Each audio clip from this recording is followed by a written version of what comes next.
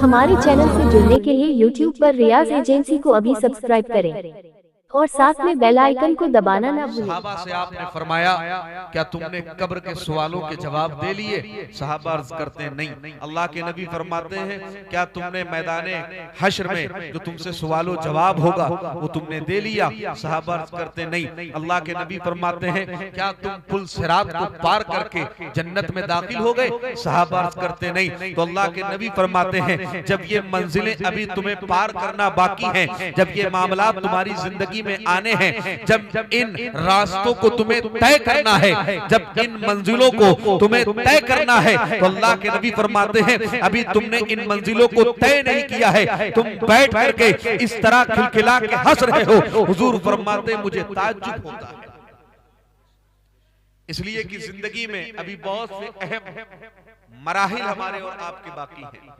हमें फिक्र करनी चाहिए अपनी आखिरत। याद रखें ये महफिल हंसने हंसाने के लिए नहीं होती है और ना मेरा मिजाज है कि मैं आपको हंसाऊं। आपने बहुत मुझको सुना है, आप जानते हैं, इसलिए कि मैं आपके सामने वही बयान करता हूं जो मैंने कुरान और हदीस में पढ़ा है, जो मैंने 10 साल दर्स निजामिया में जो मैंने पढ़ा है वही आपके सामने बयान करता हूं, जो मैंने अपने बुजुर्गों की किताबों में पढ़ा है वही मैं आपके सामने बयान करता हूं। और मैंने कहीं भी कुरान और हदीस में न हंसने की बातें पढ़ी है और न वो बातें मैं आपके सामने बयान।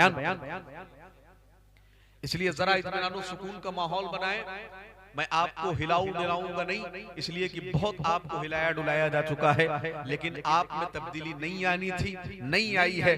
बहुत आपको इकरार भाई ने खड़ा भी कर दिया कि खड़े होकर के आप बैठ जाएं ताकि आप में कुछ बेदारी आ जाए। सुभान अल्लाह माशाअल्लाह कहें, लेकिन आपने अपना जो रवैया बनाया था वही आपका रवैया है। पूरा प्रोग्राम आपने इस रवैये के साथ सुन लिया है, तो मैं चाहता हूँ बस मुझे भी थोड़ी देर आप सुन लें, तवज्जो रखें आप। मैं बिला किसी तमीदो तमसील के मैं अपने मौजू पर आता हूँ, जरा सा आप तवज्जो रखें। मेरी माँ और बहनों से भी मेरी गुजारिश है कि वह तवज्जो मेरी तरफ रखें। कुरान मुक़द्दस की बड़ी मशहूर व मारूफ आयत करीमा मैंने तिलावत की है। अल्लाह फरमाता है वबिल वालिदैनि एहसाना, यानी अपने वालिदैन के साथ हुस्न सुलूक करो। वालिदैन कौन? आपके माँ बाप। अल्लाह कुरान में फरमाता है अपने माँ बाप के साथ हुस्न सुलूक करो, अपने माँ बाप के साथ अच्छा बर्ताव करो। आज हमारे लोग ये सोचते हैं, आज हमारे नौजवान ये सोचते हैं कि हमने अपने माँ बाप को चंद पैसे हाथ पे रख दिए, हम उनके साथ हुस्न सुलूक कर रहे हैं। वो ये सोचते हैं कि हमने उन्हें सुबह का नाश्ता, दोपहर का खाना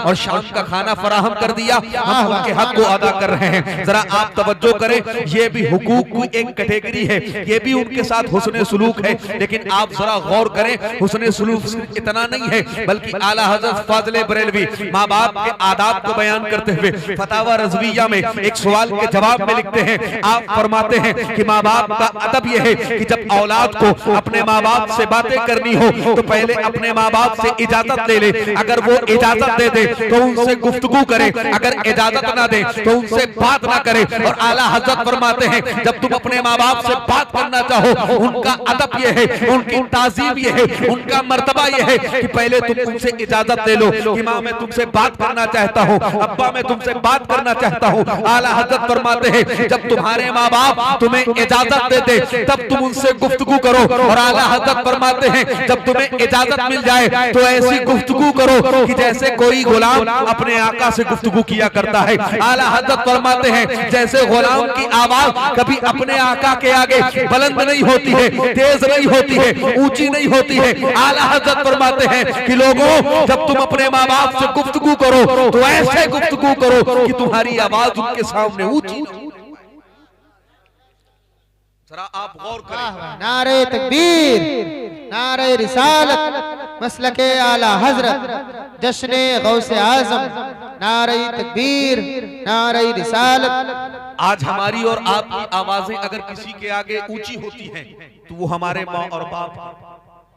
किसी मिनिस्टर के सामने आप चले जाएं, किसी जज वकील के सामने आप चले जाएं, किसी अधिकारी के सामने आप चले जाएं या कोई पुलिस वाला आपके दरवाजे पे आके खड़ा हो जाए, आवाज उसके सामने नहीं निकलती है, आवाज बड़ी धीरे से निकलती है, बड़े सिलों से आप बोलते हैं। लेकिन वो माँ बाप जिनका ये मर्तबा अल्लाह ने रखा है कि माँ के कदमों के नीचे अल्लाह ने आपकी जन्नत रखी है, बाप को आपके लिए जन्नत का दरवाजा करार दिया गया है, लेकिन जब आप उनके सामने बोलते हैं तो आप आवाज को बुलंद करके बोला करते हैं। जरा गौर करें आप, हुजूर ख्वाजा गरीब नवाज अल्लाह के नबी की एक हदीस को कोट करते हुए फरमाते हैं, जरा मेरी माँ और बहनें भी तवज्जो रखें। वो फरमाते हैं कल कयामत के दिन अल्लाह की बारगाह में एक शख्स को लाया जाएगा। हुजूर ख्वाजा गरीब नवाज फरमाते हैं कि अल्लाह के नबी ने फरमाया वो बंदा ऐसा होगा कि जिसने पूरी जिंदगी में कोई गुनाह नहीं किया होगा। अल्लाह के नबी फरमाते हैं उसने जिंदगी में हज भी किए होंगे, उसने जिंदगी में उम्रे भी किए होंगे, उसने जिंदगी में कभी एक वक्त की नमाज भी नहीं छोड़ी होगी,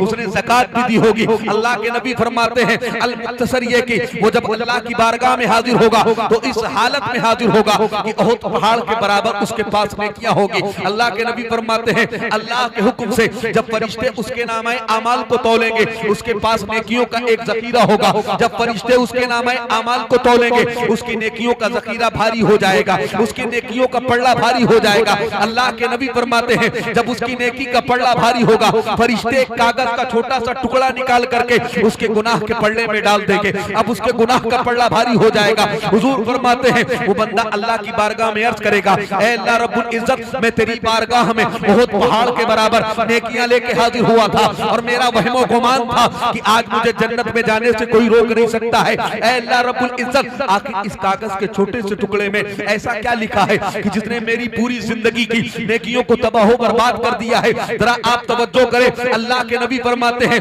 हातिफ गैबी से आवाज आएगी, अल्लाह फरमाएगा तूने दुनिया में नेकियां खूब की थी, तूने नमाजें भी खूब पढ़ी थी, तूने हज भी खूब किए थे, लेकिन सिर्फ एक मर्तबे तूने दुनिया में एक मर्तबे अपने माँ बाप से चीख करके बातें कर ली थी, चिल्ला करके बातें कर ली थी। हुजूर ख्वाजा गरीब नवाज फरमाते हैं अल्लाह के नबी इसको बयान करते हैं, अल्लाह फरमाएगा तूने एक मर्तबे अपने माँ बाप से चिल्ला करके बातें की थी, वो तेरा एक मर्तबे अपने माँ बाप से चिल्ला करके बात करना था कि उसने तेरी जिंदगी की तमाम नेकियों को तबाह बर्बाद।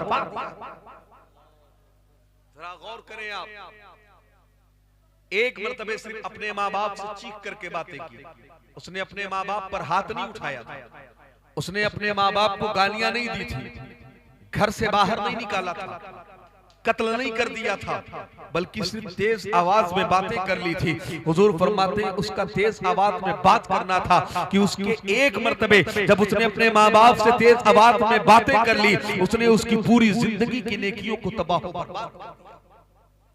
जरा आप गौर करें कि हमने अपनी जिंदगी में अपने माँ बाप के हुकूक को अदा किया है, हमने अपने माँ बाप से कभी चीख करके बातें तो नहीं की है।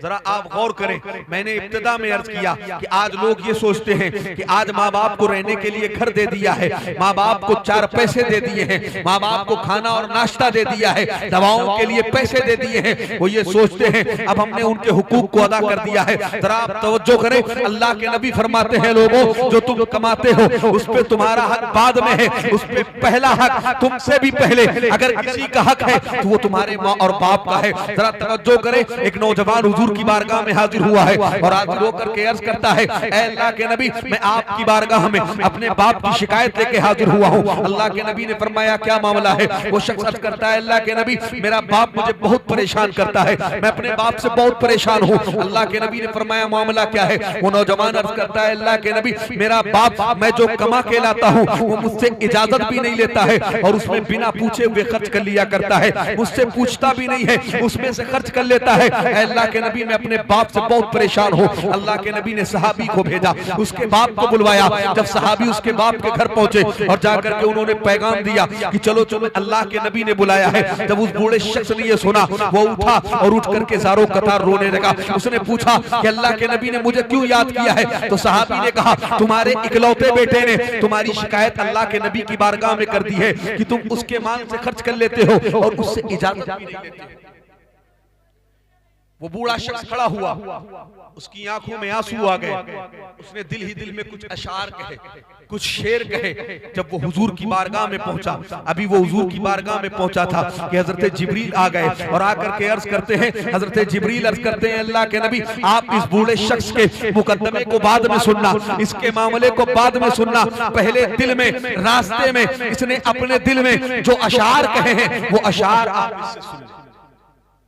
अल्लाह के नबी ने उस बूढ़े शख्स से फरमाया, मैं तुम्हारे मुकदमे को बाद में सुनूंगा, तुम्हारे मामले को बाद में सुनूंगा, पहले दिल में जो तुमने अशार कहे हैं वो अशार मुझे सुनाओ। वो बूढ़ा शख्स करता है, अल्लाह के नबी मैं पहले भी आपको नबी मानता था, लेकिन इन बातों से ईमान और मजबूत हो जाता है। मैंने दिल में अशार कहे हैं, वो अशार मेरी जबान पे नहीं आए हैं, लेकिन ए अल्लाह के नबी उन अशार को भी आपको खबर है, उन अशार की भी आपको खबर है, वो अशार आप भी जानते हैं। ए अल्लाह के नबी दिल में बात उठी है और दिल ही में सिमट के रह गई है। ए अल्लाह के नबी आप दिलों के हालात को भी जानते हैं, इसलिए मेरे इमाम कहते हैं और कोई गैब का तुमसे नीहा हो भला जब ना खुदा ही छिपा तुम पे करोड़ों दुरूद। वो बूढ़ा शख्स करता है, अल्लाह के नबी वो जबान पे नहीं आए हैं, दिल में मैंने अशार कहे हैं। अल्लाह के नबी फरमाते हैं कौन से अशार है वो जरा मुझे सुनाओ। उस बूढ़े शख्स ने अरबी में कहा था, वो अर्ज करता है, अल्लाह के नबी वो मेरे दिल का दर्द है तो दिल में सिमट के रह गया है। अल्लाह के नबी फरमाते हैं फिर भी जरा सुनाओ। तो बूढ़ा शख्स अर्ज करता है, अल्लाह के नबी ने,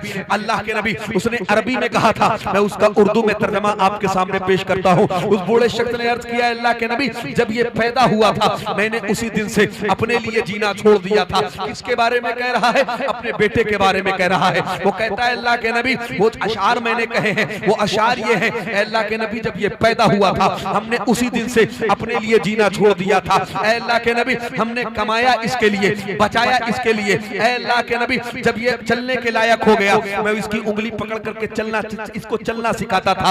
अल्लाह के नबी मैं लोगों के घर में मेहनत और मजदूरी करता था ताकि इसका पेट भरा रहे। अल्लाह के नबी मैं भूखा सो जाया करता था लेकिन इसको कभी भूखा नहीं रखता था। अल्लाह के नबी मैं प्यासा रहता था लेकिन इसको कभी प्यासा नहीं रखता था। अल्लाह के नबी मेरे तन पर मुकम्मल कपड़े नहीं होते थे लेकिन अल्लाह के नबी मैं इसको नए नए कपड़े पहनाता था। अल्लाह के नबी मैंने उसको पाल पोस करके बड़ा किया। अल्लाह के नबी जब ये जवान होने लगा, जब मैं बूढ़ा होने लगा, जब ये तुलू होने लगा, जब मैं गुरूब होने लगा तो मैं ये सोचता था कि जैसे मैंने अपने बेटे को उंगली पकड़ करके चलना सिखाया है मेरे बुढ़ापे में ये मेरी उंगली पकड़ करके चलना सिखाएगा। मैंने इसको सहारा दिया है ये मुझे सहारा देगा। अल्लाह के नबी मैंने इसको अपने हाथों से खिलाया है, मैं ये सोचता था कि ये मुझे बुढ़ापे में मुझे अपने हाथों से खिलाएगा। अल्लाह के नबी मैं इसका सहारा बना हूँ, मैं ये सोचता था ये बुढ़ापे में मेरा सहारा बनेगा। अल्लाह के नबी लेकिन इसने मेरे साथ बड़ा गलत रवैया इख्तियार किया है।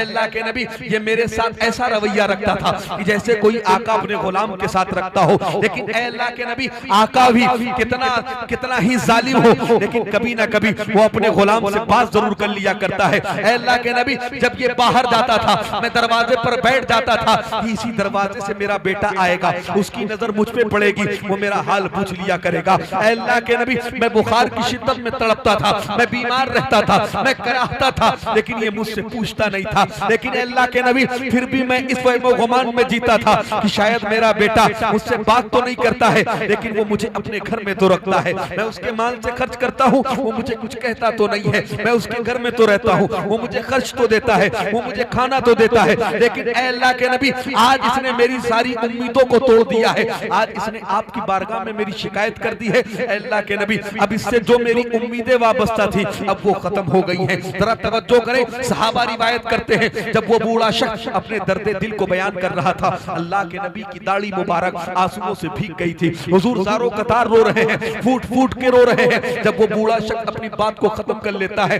अल्लाह के नबी ने उस नौजवान को अपनी तरफ बुलाया, उसके बेटे को अपनी तरफ बुलाया और हुजूर ने फरमाया तू क्या कहता है कि तेरा बाप तेरे माल से तेरी बिला इजाजत खर्च कर लिया करता है? अल्लाह के नबी ने फरमाया सुन। हुजूर ने एक तारीखी जुमला इरशाद फरमाया, जरा आप गौर करें। हुजूर ने फरमाया तू ये कहता है कि मेरा बाप मेरे माल से खर्च कर लिया करता है? हुजूर ने फरमाया तू क्या, तेरा माल क्या, सब तेरे बाप का है। हुजूर ने फरमाया अंता व मालुका ली अबीक, सुन तू ये कहता है कि तेरा बाप इजाजत नहीं देता है, अरे तेरा हक तेरे माल पे बाद में है, पहला हक तेरे बाप का है। तू और तेरा माल सब तेरे बाप का है। और हुजूर ने फरमाया सुन, अगर तेरा बाप तुझसे राजी है तो तुझसे तेरा रब राजी है, और अगर तेरा बाप तुझसे नाराज है तो तुझसे तेरा रब। अल्लाह के नबी ने फरमाया अगर तेरा बाप तुझसे नाराज है तो तुझसे तेरा रब नाराज है। एक सहाबी हुजूर की बारगाह में हाजिर हुए हैं और हाजिर होकर के अर्ज करते हैं, अल्लाह के नबी, अल्लाह तो हमें दिखता नहीं है, अगर हमें ये मालूम करना हो कि अल्लाह हमसे राजी है या नाराज है तो कैसे मालूम करे? हुजूर ने फरमाया अगर तेरे माँ बाप हयात हैं तू जा करके देख ले, अगर वो तुझसे राजी है तो तू ये आंख बंद करके यकीन कर ले कि तेरे माँ बाप तुझसे राजी है, और अगर तेरे माँ बाप तुझसे राजी है तो तू ये यकीन कर ले कि तुझसे तेरा रब राजी है, और अगर तेरे माँ बाप तुझसे नाराज है तो तू ये समझ जा कि तुझसे तेरा रब। हालो जरा गौर करें आप, ये माँ बाप अल्लाह की बहुत बड़ी नेमत है जो हमें और आपको जिंदगी में सिर्फ एक बार मिलती है, सिर्फ एक बार। जरा इसको मिसालों से समझें। मेरी माँ और बहनें भी बैठी हैं, मैं उनसे गुजारिश करता हूँ जरा गुफ्तगू को 2 मिनट के लिए अपनी रोक दें, जरा इधर तवज्जो कर लें, इसलिए कि जैसे माँ बाप हमारे होते हैं वैसे ही माँ बाप आपके भी होते हैं। ये बातें आपके लिए भी जरा तवज्जो करें। ये माँ बाप जिंदगी में सिर्फ एक बार मिलते हैं, जरा इसको आप मिसाल से समझें। आपका कोई दोस्त है, हर शख्स का कोई ना कोई दोस्त होता है, अगर आपका उससे इख्तिलाफ हो जाए, आप किसी दूसरे शख्स के करीब हो, वो भी आपका सगा ही दोस्त होगा। आपका कोई भाई है, अल्लाह ना करे, आपकी कोई बीवी है, खुदा ना करे उसका इंतकाल हो जाए, आप दूसरा निकाह कर लें, वो भी आपकी सगी ही बीवी होगी। लेकिन आप तवज्जो करें, ये माँ बाप अगर इनका इंतकाल हो गया, ये आपसे रुखसत हो गए, ये दुनिया से चले गए, आप पूरी कायनात में किसी के दामन को पकड़ के माँ और बाप कह ले, लेकिन वो आपके हकीकी माँ बाप नहीं हो सकते हैं, इसलिए कि ये नेमत जिंदगी में सिर्फ एक बार। जरा तवज्जो करें आप, गौर करें। ये हमारे पड़ोसी मुल्क की बात है, एक शख्स का निकाह हुआ है, तवज्जो है आप, निकाह हुआ है, अल्लाह ने कुछ साल के बाद उसे बेटे जैसी नेमत से सरफराज फरमाया है।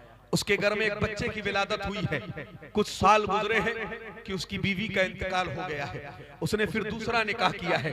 एक मर्तबे वो शख्स बैठा हुआ था, उसके बेटे का गुजर उसके सामने से हुआ, 6 या 7 साल की उम्र है उसके बेटे की। उसने अपने बेटे को अपनी तरफ बुलाया और ऐसी बेख्याली में पूछा, मेरे बेटे एक सवाल का जवाब दे कि जो तेरी पहली वाली माँ थी जिसने तुझे पैदा किया था, और ये जो तेरी दूसरी वाली माँ है, इसमें तुम्हें कोई फर्क नजर आता है? तो तेरी पहली माँ थी, ये जो तेरी दूसरी माँ है, इन दोनों में तुझे कोई फर्क नजर आता है, कोई डिफरेंशन नजर आता है? तो उसके बेटे ने बड़ा मासूमियत भरा जवाब दिया। जरा आप तवज्जो रखें, उसके बेटे ने कहा, मेरे बाप, जो मेरी पहली वाली माँ थी जिसने मुझे पैदा किया था वो कायनात की सबसे बड़ी झूठी औरत थी, और ये जो मेरी दूसरी वाली माँ है इससे बड़ी सच्ची औरत मैंने अपनी जिंदगी में देखा।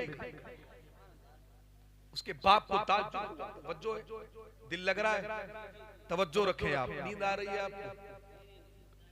नोटों की गड्डी तो आपकी गायब हो गई, सिर्फ शायरों के लिए थी। अरे जैसे इनके बाल बच्चे हैं वैसे हम लोग नहीं, बड़ी मोटी गड्डी थी, लाट बच गई, अभी शायद जेब में रख लिया। खैर आप तवज्जो से सुन लें, ठीक है, तवज्जो से सुन लें। मेरा इनाम यही है कि आप सुन लें, अमल कर लें, जलसा भी कामयाब हो जाएगा, हमारा और आपका सबका आना कामयाब हो जाएगा। लेकिन जरा तवज्जो से आप सुन लें, तवज्जो मेरी तरफ रखें। उसको ताज्जुब हुआ, उसने अपने बेटे से कहा, जरा इसको एक्सप्लेन तो कर, जरा इसकी वजाहत तो कर, जरा इसकी तशरीह तो कर। जो तेरी पहली वाली माँ थी जिसने 9 महीने तुझे अपनी कोख में रखा था, जिसने तुझे अपना खूने जिगर पिलाया था, जो मौत से लड़ करके जिसने तुझे पैदा किया था, तू उसे झूठी कह रहा है। जो खुद गीले में सोती थी लेकिन तुझे सूखे में सिलाती थी, जिसने तुझे अपना खूने जिगर पिलाया है, जिसने तुझे पाल पोस करके बड़ा किया था, उसको तू झूठी कह रहा है। और जो तेरी सौतेली वाली माँ है जिससे मैंने बाद में निकाह किया है, इसको तू सच्ची कह रहा है। जरा इसको एक्सप्लेन तो कर दे, जरा इसकी वजाहत तो कर दे। उसके बेटे का आप जवाब सुने, और अगर आपके दिल में दिल है, पत्थर नहीं है, तो आप इसको जब सुनेंगे तो आपको ये अंदाजा होगा कि माँ बाप जिंदगी में सिर्फ एक बार मिलते हैं। उसके बेटे ने कहा मेरे बाप जो मेरी पहली वाली माँ थी, जब मैं पढ़ने नहीं जाता था, जब मैं खेल कूद में मशगूल रहता था, जब मैं उसकी बात नहीं सुनता था, वो मुझसे कहती थी कि अगर पढ़ने नहीं जाएगा, खेल कूद में मशगूल रहेगा, अगर मेरी बात नहीं सुनेगा, दिन भर भूखा रखूंगी, तुझे खाना नहीं दूंगी, दिन भर प्यासा रखूंगी, तुझे पानी नहीं दूंगी। मेरे बाप, मैं दिन भर उसकी बातों को नहीं सुनता था, मैं दिन भर उसका कहा नहीं मानता था, लेकिन जब मैं घर में आता था वो मुझे खाना भी देती थी, मुझे पानी भी देती थी, मुझे अपने सीने से भी लगाती थी। मेरे बाप, ये जो तेरी दूसरी वाली माँ है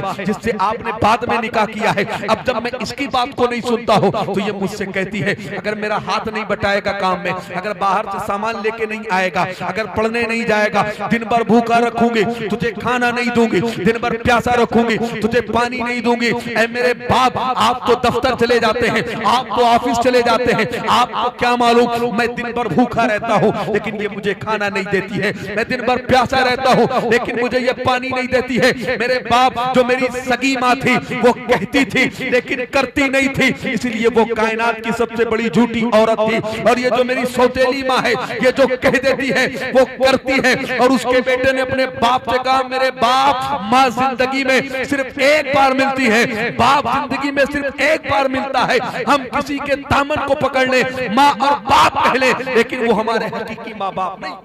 नारे तकबीर, नारे रिसालत, नारे रिसालत, जश्ने कौसुलवरा, नारे तकबीर, नारे रिसालत। सुभान अल्लाह, सुभान अल्लाह। ये माँ बाप जिंदगी में सिर्फ एक बार मिलते हैं, सिर्फ एक बार। अगर एक बार ये नेमत आपसे रुखसत हो गई तो जिंदगी में फिर दोबारा नहीं मिलेगी। आज आप बड़े परेशान होते, तवज्जो रखें, बस ज्यादा लंबी तकरीर नहीं होगी, तवज्जो रखें आप।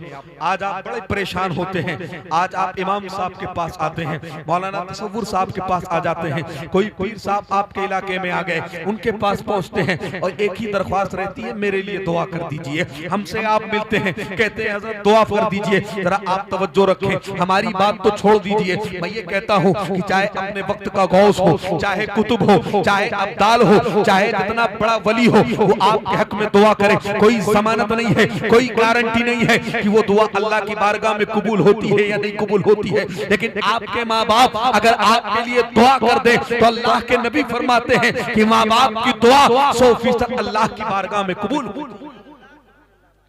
हुजूर फरमाते हैं बाप की दुआ औलाद के हक में ऐसे है जैसे नबी की दुआ उम्मती के हक में। हुजूर फरमाते हैं जैसे नबी की दुआ उम्मती के हक में अल्लाह कभी रद्द नहीं फरमाता है, ऐसे ही बाप की दुआ औलाद के हक में अल्लाह कभी रद्द नहीं फरमाता है। और हुजूर फरमाते हैं जब माँ दुआ के लिए हाथ उठाती है औलाद के हक में तो हुजूर फरमाते हैं माँ की दुआ के अल्फाज ज़बान से निकलते हैं कि अल्लाह उनको कबूल। यहाँ तक हुजूर ने फरमाया है। आज आप परेशान होते दुआ कर दीजिए। मैं आपसे गुजारिश करता हूँ कि आप हमारी दुआएं बाद में लीजिए, किसी सैयद ज़ादे या किसी पीर ज़ादे की दुआएं बाद में लीजिए, पहले अपने माँ बाप की दुआएं लीजिए, इसलिए कि हमारी दुआओं की कोई जमानत नहीं है कि कबूल होती है कि नहीं होती है। लेकिन अगर माँ बाप आपके लिए दुआ कर दे तो हुजूर फरमाते हैं वो दुआ 100% अल्लाह की बारगाह में मकबूल होती है। यहाँ तक हुजूर ने फरमाया कि एक तरफ पूरी कायनात किसी के लिए बद्दुआ करने के लिए इकट्ठा हो और हुजूर फरमाते हैं तन्हा उसकी माँ घर में अपने हाथों को उठा करके अपनी औलाद के हक में दुआ करे। हुजूर फरमाते हैं पूरी कायनात की बद्दुआ को अल्लाह रद्द कर देगा, लेकिन एक माँ की दुआ को अल्लाह औलाद के हक में कबूल। जरा तवज्जो रखे आप, माँ बाप की दुआएं लें। कोई जरूरी नहीं है कि आपके बाप 5 वक्ता नमाजी हो तभी उनकी दुआ कबूल। कोई जरूरी नहीं है कि आपकी माँ 5 वक्ता नमाजी हो तभी उनकी दुआ कबूल। अगर वो खेतों में काम भी करती है, अगर आपका बाप कहीं मेहनत मजदूरी भी करता है, वो आपका बाप है, अगरचे नमाज नहीं पढ़ता है, उसकी दुआ आपके लिए बहुत माने रखती है। आपका बाप है वो नमाज नहीं पढ़ता है, अपने अमाल का वो खुद जिम्मेदार होगा, लेकिन वो आपके लिए गौसे आज़म। कोई जरूरी नहीं है कि बाप गौसे आजम हो तभी उसकी दुआ कबूल होगी। अगरचे वो नमाज नहीं पढ़ता है, वो अपने आमाल का खुद जिम्मेदार होगा, लेकिन वो तुम्हारे लिए जन्नत का दरवाजा है। तुम्हारी माँ नमाज नहीं पढ़ती है, वो खुद अपने आमाल की जिम्मेदार होगी, लेकिन तुम्हारी जन्नत उसके नीचे है, उसके कदमों के नीचे है। यहाँ तक हुजूर फरमाते हैं कि अगर तुम्हारे माँ बाप काफिरों मुशरिक भी हो जाए, ईमान से खारिज भी हो जाए, फिर भी तुम पर उनका अदब वाजिब है। कोई जरूरी नहीं है कि माँ बाप नेक हो तभी उनकी दुआएं ली जाएं। अगर बाप मजदूरी भी करता है, माँ घर में मेहनत भी करती है, अगरचे नमाज नहीं पढ़ती है, लेकिन उसके कदमों के नीचे आपकी जन्नत है। आप उनसे दुआ के लिए कहें, अगर उन्होंने आपके लिए दुआ के लिए हाथ उठा दिया तो वो दुआ अल्लाह की बारगाह में 100% कबूल हो जाएगी। लेकिन आज हमारे नौजवानों का मसला क्या है, थोड़े से पैसे आ जाए, थोड़ी सी तरक्की हो जाए, थोड़ा सा दिल्ली मुंबई का चक्कर लगा के आ जाए, तो ये समझते हैं कि अब माँ बाप की हमें कोई जरूरत नहीं रही है, अब हमें इनकी कोई जरूरत नहीं है, हम जिंदगी में कामयाब हो चुके हैं। जरा आप तवज्जो करें, आप कितना कामयाब हो गए जिंदगी में, जरा गौर करें। इंसान के लिए उसकी जिंदगी में जो सबसे बड़ा मर्तबा है वो नबूवत का मर्तबा है, वो रिसालत का मर्तबा है। यानी अल्लाह जिस बंदे को सबसे ज्यादा पसंद फरमाता है, अल्लाह ने जिस बंदे को सारी नेमतों से नवाजा है, उसे नबी और रसूल कहा जाता है। अल्लाह के नबी है हजरत मूसा अलैहिस्सलाम। अल्लाह से हम कलाम होने के लिए कोहे तूर पर जाते थे। एक मर्तबे आप अल्लाह से हम कलाम होने के लिए पहुंचे। जब आप पहुंचे, अल्लाह ने फरमाया मूसा आज जरा संभल करके गुफ्तगू करना, आज जरा संभल करके बातें करना। हजरत मूसा अलैहिस्सलाम अर्ज करते हैं, अल्लाह रब्बुल इज्जत, मैं इससे पहले भी कई मर्तबा तेरी बारगाह में आया, तुझसे हम कलाम होने के लिए आया, लेकिन तूने इससे पहले ये नहीं फरमाया कि मूसा संभल। आज तूने क्यों फरमाया कि मूसा जरा संभल करके? तो अल्लाह ने फरमाया मूसा दरअसल मसला ये है, तवज्जो रखें आप, अल्लाह ने फरमाया मूसा जब इससे पहले तुम आते थे घर पे तुम्हारी माँ तुम्हारे हक में दुआ करती थी, अब तुम्हारी माँ का इंतकाल हो गया है, जब तुम घर से निकलते थे तुम्हारी माँ दुआ करती थी, अल्लाह मेरे बेटे की तबीयत में थोड़ा सा जलाल है, अगर उसकी आवाज तेरी बारगाह में बुलंद हो जाए तो अल्लाह दरगुजर फरमा देना। अल्लाह ने फरमाया मूसा अब तुम्हारी माँ का इंतकाल हो गया है, अब तुम्हारे लिए दुआ करने वाली तुम्हारी माँ जैसे कायनात में कोई मौजूद नहीं है, इसलिए कि माँ की दुआ वो दुआ है कि जिसकी दुआ को मैं फौरन कबूल कर लेता हूँ। ऐ मूसा अब तुम गुफ्तगू करना तो जरा ज़बान संभाल। आप देखें हजरत मूसा अलैहिस्सलाम जैसे जलीलुल कद्र नबी और रसूल को भी अपनी माँ की दुआओं की जरूरत है, अपने माँ की दुआओं की जरूरत है। यही हजरत मूसा अलैहिस्सलाम है। दिल लग रहा है आपका? नहीं लगेगा बता देना, मैं फौरन खत्म कर दूंगा। तवज्जो रखें आप, तवज्जो रखें। मेरी माँ और बहनों से फिर गुजारिश है, जरा तवज्जो रखें आप, इनकी बातें तो कहीं खत्म ही नहीं होती।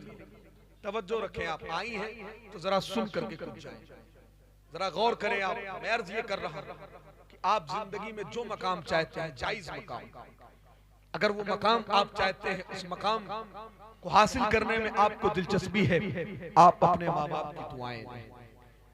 आपके माँ बाप की दुआएं, अगर आप अपने माँ बाप की दुआएं लेंगे, आप जिंदगी में जहां भी रहेंगे कामयाब रहेंगे। हुजूर फरमाते हैं माँ बाप की दुआ अल्लाह की बारगाह में कभी रद्द नहीं होती है। जरा आप गौर करें, माँ बाप की दुआ वो दुआ है जो इंसान को जमीन से उठा के अर्श पर पहुंचा देती है, और खास तौर से माँ की दुआ। जरा आप गौर करें, यही हजरत मूसा अलैहिस्सलाम है, अल्लाह की बारगाह में अर्ज करते हैं, ऐ अल्लाह रब्बुल इज्जत, जन्नत में हर शख्स का कोई ना कोई पड़ोसी होगा, यानी किसी को किसी न किसी के साथ रहना होगा। हजरत मूसा अलैहिस्सलाम अर्ज करते हैं, अल्लाह रब्बुल इज्जत, मेरी ये तमन्ना है कि मैं उस शख्स को देख लूं जो जन्नत में मेरे साथ है। अल्लाह ने फरमाया मूसा वाकई में देखना चाहते हो? अर्ज करते हैं अल्लाह रब्बुल इज्जत, तमन्ना तो है लेकिन ये तेरा एहसान है अगर तू दिखा दे। अल्लाह ने फरमाया मूसा फला इलाके पे चले जाओ, फला चौराहे पे एक शख्स है जो जन्नत में तुम्हारे साथ रहेगा। हजरत मूसा अलैहिस्सलाम आए, आपने देखा कि अल्लाह ने जो निशानी बयान की थी उस निशानी के मुताबिक एक शख्स है जिसकी गोश्त की दुकान है, जो कसाब है, कसाई है, गोश्त काटता है, गोश्त फरोख्त करता है, गोश्त बेचता बेचता है। हजरत मूसा अलैहिस्सलाम वहीं ठहर गए, आप देखते रहे, वो दिन भर गोश्त बेचता रहा। सुबह से शाम हो गई, हजरत मूसा अलैहिस्सलाम सोचने लगे ये जन्नत में किस अमल की बुनियाद पे मेरे साथ रहेगा। ये तो नमाज भी नहीं पढ़ता है, दिन भर गोश्त बेचता है, लोगों को गालियां भी देता है, लोगों को बुरा भला भी कहता है, झूठ भी बोलता है, आखिर किस अमल की बुनियाद पे ये जन्नत में मेरे साथ रहेगा। हजरत मूसा अलैहिस्सलाम देखते रहे, पूरा दिन गुजर गया। जब शाम हुई, उस शख्स ने अपनी दुकान को बंद किया, थोड़ा सा गोश्त लेके वो हजरत मूसा अलैहिस्सलाम के पास आया और आकर के कहता है कि मैं सुबह से देख रहा हूँ कि आप यहाँ मौजूद हैं, आप मेरे इलाके के नहीं लगते हैं, मैं आपको देख करके ये समझ चुका हूँ कि आप कोई मुसाफिर हैं, और अगर आप मुसाफिर हैं तो आज शाम की दावत आपकी मेरे। हजरत मूसा अलैहिस्सलाम ने उसकी दावत को कबूल किया। आपने सोचा शायद यहाँ नमाज़ें नहीं पढ़ता, हो सकता है घर पे जाके पढ़ता हूँ, तभी तो जन्नत में मेरे साथ रहेगा। आप उस शख्स के साथ उसके घर पे आए, उसने मूसा अलैहिस्सलाम को बिठाया, खाना तैयार किया, गोश्त बनाया, रोटी तैयार की, चावल तैयार किया। हजरत मूसा अलैहिस्सलाम के पास आया और कहता है चल करके खाना खा लीजिए। हजरत मूसा अलैहिस्सलाम फरमाते हैं मुझे अकेले खाना होगा या तुम भी मेरे साथ बैठ करके खाओगे। वो शख्स कहता है अभी आपको अकेले खाना होगा, इसलिए कि मेरा एक फरीजा है, जब तक मैं उस फरीजे को अदा न कर दूं तब तक मैं लुकमे को हाथ नहीं लगाऊंगा। हजरत मूसा अलैहिस्सलाम ने फरमाया कौन सा फरीज़ा? वो शख्स अर्ज करता है ए अजनबी मुसाफिर, मेरी एक माँ है जिसकी उम्र 100 साल से जायद हो चुकी है, जब तक मैं उसे अपने हाथों से खिला ना दूं तब तक मैं लुकमे को हाथ नहीं लगाता हूँ, मैं अपनी ज़बान और अपने मुंह में एक लुकमा भी नहीं रखता हूँ। हजरत मूसा अलैहिस्सलाम फरमाते हैं तेरा जो फरीज़ा है तू उस फरीज़े को अदा कर दे, मैं तेरे साथ खाना खाऊंगा। वो शख्स अंदर जाता है, अपनी माँ को उठा के बिठाता है, कपड़े को भिगो करके अपनी माँ के मुंह को पोंछता है, हाथ को पोंछता है, पैरों को पोंछता है और अपने मुंह में निवाला रख करके चिबा करके अपनी माँ के मुंह में रखता है। हजरत मूसा अलैहिस्सलाम फरमाते हैं मैं भी उसकी माँ की इजाजत से उसके कमरे में आ गया था। वो बेटा अपनी माँ को बार बार लुकमे खिलाता है, जब उसकी माँ खा चुकती है तो वो अपनी माँ को लिटाता है, पानी पिला के लिटा देता है और वो शख्स बाहर आ जाता है। हजरत मूसा अलैहिस्सलाम फरमाते हैं लोगों मैं अपनी निगाहे नबूवत से देख रहा था कि उसकी माँ के दोनों हाथ उठ गए हैं और उसने अल्लाह की बारगाह में दुआ की, ऐ अल्लाह रब्बुल इज्जत तू देख रहा है मेरे बेटे ने मेरी कैसी खिदमत की है, ऐ अल्लाह अब मैं चल फिर नहीं सकती हूँ, अब मैं खा नहीं सकती हूँ, अब मैं अपने काम खुद नहीं कर सकती हूँ, ऐ अल्लाह ये मेरा बेटा मेरी खिदमत करता है, ऐ अल्लाह मैं अपने बेटे की खिदमत से इससे राजी हूँ और ऐ अल्लाह तुझसे दुआ करती हूँ कि तू भी इससे राजी हो जा और जन्नत में इसे हजरत मूसा का साथ। वो शख्स जब हजरत मूसा अलैहिस्सलाम के पास आया और कहता है चले खाना खा ले। हजरत मूसा अलैहिस्सलाम फरमाते हैं नौजवान सुन, मैं कोई मुसाफिर नहीं हूँ बल्कि अल्लाह का भेजा हुआ नबी हजरत मूसा हूँ और तुझे ये बशारत देने आया हूँ कि तू अपनी माँ की खिदमत करता है, तेरी इस खिदमत से अल्लाह तुझसे राजी हो गया है और अल्लाह ने तेरे तमाम गुनाहों की मगफिरत फरमा दी है और अल्लाह ने जन्नत में तुझे मेरा साथ। आप देखें किस अमल की बुनियाद पर, माँ की दुआ की बुनियाद पर, जो मकाम इंसान को पूरी पूरी जिंदगी इबादत से नहीं मिलते हैं वो एक माँ की दुआ के सदके से मिल जाया करते हैं। माँ दुआ कर दे वो मकाम मिल जाया करता है। इसलिए माँ बाप की दुआएं, खास तौर से माँ की दुआएं, बाप की दुआएं लें, इनकी दुआएं अल्लाह की बारगाह में कभी रद्द नहीं की जाती है। और अगर कोई कम नसीब ऐसा है कि जिसने अपने माँ बाप को तकलीफें दी है, याद रखें अगर माँ बाप हयात हैं जा करके उनसे माफी मांगिए, इसलिए कि अगर माँ बाप नाराज हैं, हुजूर फरमाते हैं कोई शख्स अगर खाने काबा के सामने नमाज पढ़े, हुजूर फरमाते दिन में वो रोजादार रहे, रात भर शब्बेदार रहे, यानी दिन और रात इबादत करता रहे, हुजूर फरमाते इसी आलम में उसका इंतकाल हो जाए कि उसके माँ बाप या दोनों में से कोई उससे नाराज है, हुजूर फरमाते हैं उसकी जिंदगी भर की इबादतों को अल्लाह उसके मुंह पे मार देगा और उसके माँ बाप की नाराजगी की वजह से अल्लाह उसको जहन्नम की आग। यहाँ तक कि हुजूर फरमाते अगर कोई शहीद होकर, कितना बड़ा मर्तबा है शहादत का। आप मुहर्रम में अक्सर सुनते हैं शहीदों को अल्लाह ने कुरान में फरमाया उन्हें मुर्दा न, बहुत बड़ा मर्तबा है शहीदों का। लेकिन हुजूर फरमाते हैं अगर कोई शहीद भी हो गया लेकिन उसके माँ बाप उससे नाराज है, हुजूर फरमाते हैं जब तक उसके माँ बाप उससे राजी न हो जाएं, अल्लाह रब्बुल इज्जत उसे जन्नत में दाखिल नहीं करेगा। उस वक्त तक अल्लाह रब्बुल इज्जत उसे जन्नत अता नहीं करेगा जब तक उसके माँ बाप उससे नाराज होंगे। हुजूर फरमाते हैं जब उसके माँ बाप उससे राजी हो जाएंगे उसके बाद उस शहीद को अल्लाह जन्नत अता करेगा। लेकिन आप गौर करें कि हमने अपने माँ बाप को कहीं जिंदगी में तकलीफें तो नहीं दी, कहीं उन्हें नाराज तो नहीं किया है। याद रखें अगर आपके माँ बाप आपसे नाराज हैं और इसी नाराजगी में उनका या आपका इंतकाल हो गया, याद रखें जब आप कल मर करके कब्र में जाएंगे, मैदान हश्र में उठाए जाएंगे, माँ बाप की नाराजगी की वजह से अल्लाह रब्बुल इज्जत आपको अजाब में मुब्तला करेगा। जरा गौर करें माँ की दुआ क्या है और माँ की नाराजगी क्या है। बस इस ज़िम्न में एक वाक़या आप सुन लें, उसके बाद मैं अपनी गुफ्तगू को इख्तिताम की तरफ लेके जाता हूँ। अल्लाह के बहुत बड़े वली हैं जिनको दुनिया हजरत मालिक इब्ने दीनार के नाम से जानती है। इनकी मज़ार मुक़द्दस इसी हिंदुस्तान में केरला की सरजमीन पर है। एक डिस्ट्रिक्ट है केरला में जिसे कासरकोट कहा जाता है। कासरकोट का जो स्टेशन है उसी स्टेशन से जस्ट बाहर इनकी मज़ार मुक़द्दस है। बाज़ उलमा ने लिखा है कि आप सहाबी हैं, बाज़ ने लिखा है कि आप ताबई हैं, लेकिन अक्सर उलमा का कौल इस तरफ है कि आप ताबई हैं। ताबई यानी जिसने सहाबा की ज़ियारत की हालत ईमान में, और सहाबा जिसने अल्लाह के नबी की हालत ईमान में रूबरू होकर के ज़ियारत की। इनकी मज़ार मुक़द्दस है केरला की सरजमीन पर। मैंने कई मर्तबे इनकी बारगाह में हाजिरी दी। बहुत बड़े अल्लाह के वली गुजरे हैं। ये एक मर्तबे हज करने के लिए गए थे। आपने खाने काबा के इर्द गिर्द लोगों का हुजूम देखा, बड़ा दिल खुश हुआ। अल्लाह की बारगाह में दुआ की कि अल्लाह रब्बुल इज्जत इतने लोग हज करने के लिए आए हैं, मैं तुझसे दुआ करता हूँ ऐ अल्लाह उस बंदे को मुझे दिखा दे, उन लोगों का नाम मुझे बता दे कि जिनके हज को तूने कबूल कर लिया है, और उनका नाम भी बता दे कि जिनके हज को तूने रद्द कर दिया। मुअर्रिखीन लिखते हैं, हज़रत मालिक इब्ने दीनार खुद फरमाते हैं कि जब मैं सोने के लिए बिस्तर पर गया और जब मेरी आंख लगी, ख्वाब में अल्लाह ने मुझे उन लोगों का नाम बताया कि जिनके हज को अल्लाह ने कबूल कर लिया है। अल्लाह ने मुझे ये बताया, ख्वाब में अल्लाह ने मुझे बताया कि तमाम लोग जितने भी हज करने के लिए पूरी दुनिया से आए थे, लाखों लाख लोग आए थे, अल्लाह ने सबके हज को कबूल कर लिया है सिवाय एक शख्स के। और हजरत मालिक इब्ने दीनार को ख्वाब में बताया गया कि उसका नाम मोहम्मद हारून बल्खी, जिसका ताल्लुक बल्ख से, मोहम्मद बिन हारून बल्खी, बल्ख से उसका ताल्लुक है।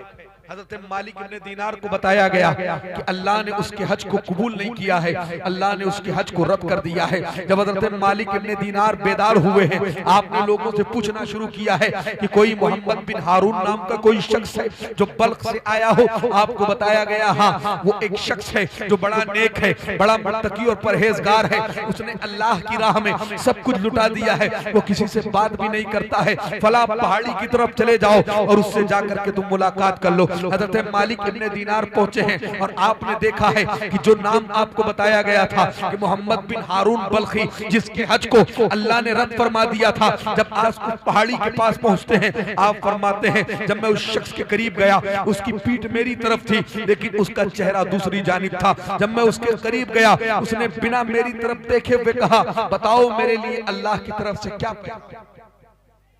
क्या पैगाम है मेरे लिए। और वो हज़रत मालिक इब्ने दीनार फरमाते हैं, उसने फिर मुझसे कहा फौरन कि मेरे लिए यही पैगाम लेके आए हो कि अल्लाह ने मेरे हज को रद्द कर दिया। हज़रत मालिक इब्ने दीनार फरमाते हैं मुझे ताज्जुब हुआ। मैंने उससे कहा तुझे कैसे मालूम कि मैं तेरे लिए क्या पैगाम लेके आया हूँ। तो वो कहता है ऐ अजनबी नौजवान सुनो, आप अल्लाह के बहुत बड़े मुकर्रम मालूम होते हैं, आपका नाम क्या है। हजरत मालिक इब्ने दीनार फरमाते दुनिया मुझे हजरत मालिक इब्ने दीनार के नाम से जानती है। वो नौजवान कहता है आप मुझे अल्लाह के बहुत बड़े मुकर्रम मालूम होते हैं। सुनो ये सिर्फ इस साल का मामला नहीं है, बल्कि पिछले 40 सालों से हर साल मैं अल्लाह की बारगाह में हज करने के लिए आता हूँ, और जब भी मैं खाने काबा के सामने जाता हूँ और जाकर के कहता हूँ अल्लाहुम्मा लब्बैक, ऐ अल्लाह मैं हाजिर हूँ, मुझे आवाज आती है ला लब्बैक, तेरी कोई हाजिरी कबूल नहीं। वो शख्स कहता है मैं जब खाने काबा के सामने 40 सालों से जाता हूँ, हर बार मुझसे बता दिया जाता है कि तेरी कोई हाजिरी नहीं है, और जब मैं वापस आता हूँ इस पहाड़ी के पास बैठता हूँ, कोई ना कोई बंदा, अल्लाह का मुकर्रब बंदा आकर के मुझे ये बताता है कि अल्लाह ने तेरे हज को कबूल नहीं किया है, अल्लाह ने तेरे हज को रद्द फरमा दिया है। हजरत मालिक ने दीनार फरमाते मुझे बड़ा ताज्जुब हुआ। मैंने उससे कहा आखिर तूने क्या शिर्क कर दिया है, क्या तूने कुफ्र कर दिया है, क्या तूने बुतों को सजदा कर लिया है, कौन सा गुनाह तूने कर लिया है कि 40 साल से अल्लाह तेरे हज को कबूल नहीं करता है। हालांकि लोग हज करने के लिए जब आते हैं वो गुनाहों से ऐसे पाक हो जाते हैं जैसे अभी माँ के पेट से पैदा हुए हो, लेकिन तू 40 साल से आता है और तेरी हाजिरी कबूल नहीं होती है। आखिर तूने कौन सा ऐसा गुनाह कर लिया है कि अल्लाह तेरी हाजिरी को कबूल नहीं करता है। तो वो नौजवान कहता है मालिक इब्ने दीनार सुनो, अगर आप अल्लाह के इतने मुकर्रब बंदे ना होते तो इस रात से मैं आप पे पर्दा नहीं उठाता। सुनो, मैं इस दुनिया का सबसे बदनसीब शख्स हूँ, मुझसे वो गुनाह हो गया है। मेरा ये गुमान है, और गुमान नहीं बल्कि यकीन है कि अल्लाह उस गुनाह को कभी माफ नहीं करेगा। हजरत मालिक ने दीनार ने कहा वो गुनाह क्या है? अल्लाह गफूरुर रहीम है, वो शिर्क और कुफ्र के अलावा जिस गुनाह को चाहे माफ कर दे। लेकिन अगर बंदा शिर्क और कुफ्र से भी तौबा कर ले, फिर से कलमा पढ़ ले, तो अल्लाह उसको भी माफ कर दे। हजरत मालिक इब्ने दीनार ने कहा आखिर कौन सा गुनाह हुआ है कि अल्लाह तुझे माफ नहीं कर रहा है, तेरे हज को कबूल नहीं कर रहा है। तो नौजवान कहता है मालिक इब्ने दीनार दरअसल मसला ये है कि मैं जब नौजवान था, बिल्कुल मेरी मुझे अल्लाह ने जैसे मुझे जवानी अता की थी जिस वक्त अल्लाह ने, बिल्कुल जिस वक्त मैं नौजवान था, बिल्कुल मैं अपनी जवानी की उम्र पे था।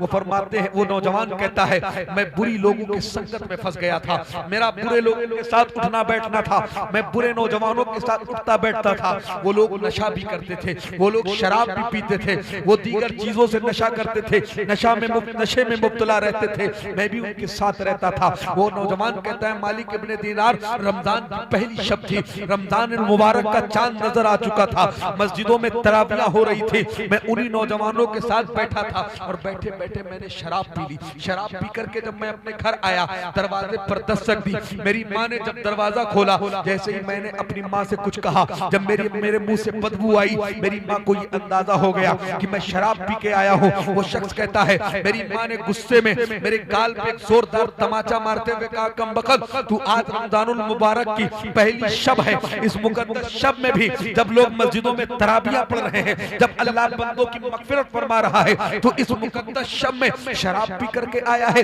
ये कहते हुए मेरी माँ ने मेरे गाल पे जोरदार तमाचा मार दिया। वो नौजवान कहता है ऐ मालिक इब्ने दीनार, मैं नशे की हालत में था, मैं नशे के आलम में था, मुझे कुछ समझ में नहीं आया। मैंने अपनी माँ को पकड़ा और करीब में तंदूर जल रहा था, मैंने अपनी माँ को तंदूर की तरफ ढकेल दिया, तंदूर की आग में डाल दिया। वो नौजवान कहता है तंदूर में आग जल रही थी, उसमें शोले निकल रहे थे, मेरी माँ तंदूर में गिरी, चंद मिनट में मेरी माँ जल करके राख हो गई। वो नौजवान कहता है जब मेरी सुबह आँख खुली तो मैंने देखा कि मैं एक बिस्तर पे लेटा हूँ, मेरी बीवी मेरे सामने से साजो सामान लेके जा रही है। वो नौजवान कहता है मैंने अपनी बीवी से पूछा तू कहाँ जा रही है? इससे पहले भी मैं नशा करके आता था, लेकिन तू मुझे छोड़ करके नहीं जाती थी, आज क्या मसला है, तू घर छोड़ करके जा रही है? तो नौजवान कहता है मेरी बीवी ने मेरे मुंह की तरफ थूकते हुए कहा कमबख्त, जो अपनी माँ का नहीं हुआ वो किसी और का क्या हो सकता है? तूने अपने हाथों से अपनी माँ का कत्ल कर दिया है, तूने अपनी माँ को जलते हुए तंदूर में डाल दिया है। मैं तुझ जैसे शख्स के मुंह पे थूकना भी पसंद नहीं करती हूँ, रहने तो दूर की। जरा आप गौर करें, यही रुक करके जरा आप गौर करें। वो नौजवान कहता है मैं नशे की हालत में आज हमारे मुस्लिम नौजवानों में जो गुनाह सबसे ज्यादा आम है वो नशा, जो गुनाह सबसे बड़ी तेजी के साथ सरायत कर रहा है वो नशा है। आज मेरे मुस्लिम नौजवान नशे में मुब्तला हैं।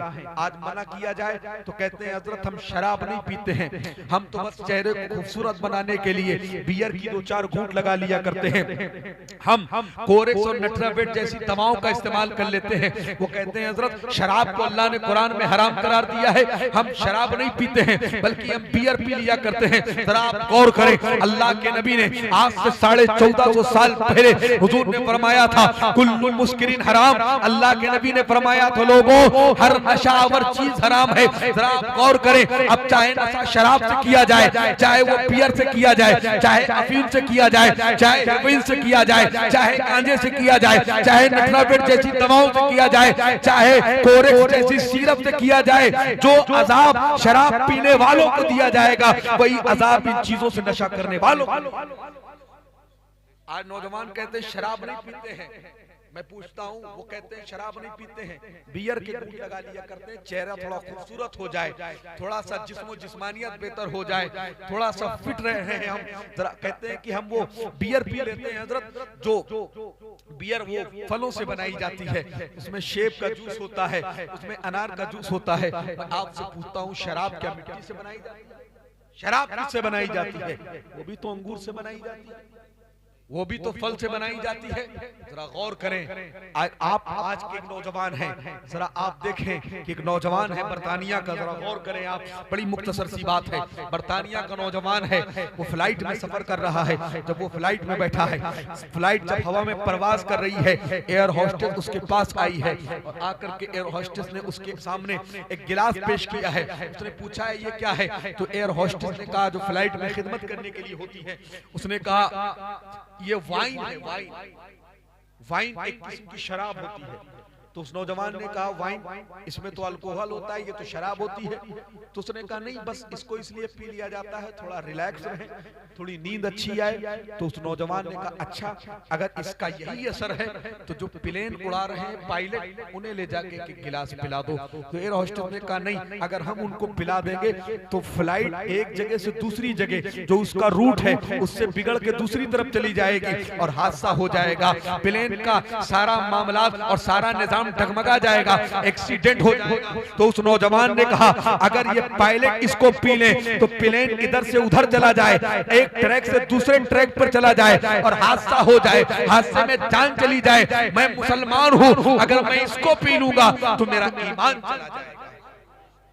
उसने कहा मैं इसको हाथ नहीं लगा सकता हूँ। एक वो नौजवान, और आज हमारे नौजवान कहते हैं चेहरे को खूबसूरत करने के लिए पी लेते हैं। जरा गौर करें आप, हुजूर फरमाते हैं जिसने शराब की एक घूंट पी और हुजूर फरमाते हैं बिना तौबा किए वो मर गया। अल्लाह के नबी फरमाते हैं कल जब वो अपनी कब्र से उठेगा तो हुजूर फरमाते हैं वो इंसानी शक्लो सूरत पे नहीं उठेगा। अल्लाह के नबी फरमाते हैं जब वो अपनी कब्र से उठेगा तो उसका चेहरा या तो सुअर की तरह होगा, या तो गधे की तरह होगा, या तो बंदर की तरह होगा। जरा गौर करें वो नौजवान जो चेहरे को खूबसूरत करने के लिए आज बियर पीते हैं, आज शराब की घूंट लगाते हैं, आज तुम चेहरे को खूबसूरत बना लोगे, लेकिन जब कल कब्र से उठोगे तो इस खूबसूरत चेहरे के साथ नहीं बल्कि सूअर और खंजीर और गधे की तरह।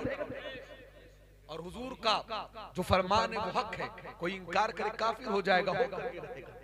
हुजूर ने फरमाया जिसने एक बूंद शराब की पी, मैं आप सबसे गुजारिश करता हूं अगर किसी ने जाने अनजाने में किसी से ये गुनाह सरजद हुआ है, मैं ये नहीं कहता हूं स्टेज पे आकर के वो तौबा करे, आप तन्हाई में तौबा कर ले, अल्लाह माफ फरमा देगा।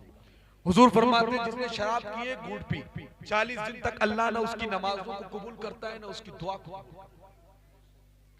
हुजूर फरमाते हैं जिसने शराब की एक घूंट पी और बिना तौबा किए हुए मर गया, हुजूर फरमाते हैं जब वो अपनी कब्र से उठेगा तो इंसानी शक्ल सूरत पे नहीं उठेगा। और हुजूर फरमाते हैं जब वो कब्र से उठेगा उस पे ऐसी प्यास मुसल्लत की जाएगी कि वो पानी पानी चिल्लाएगा। हुजूर फरमाते हैं जब वो ज्यादा चीखेगा, ज्यादा चिल्लाएगा तो उसे पीने के लिए जहन्नमी इंसानों का पीप और जहन्नमी बिच्छुओं का जहर जहन्नमी इंसानों की खोपड़ी में।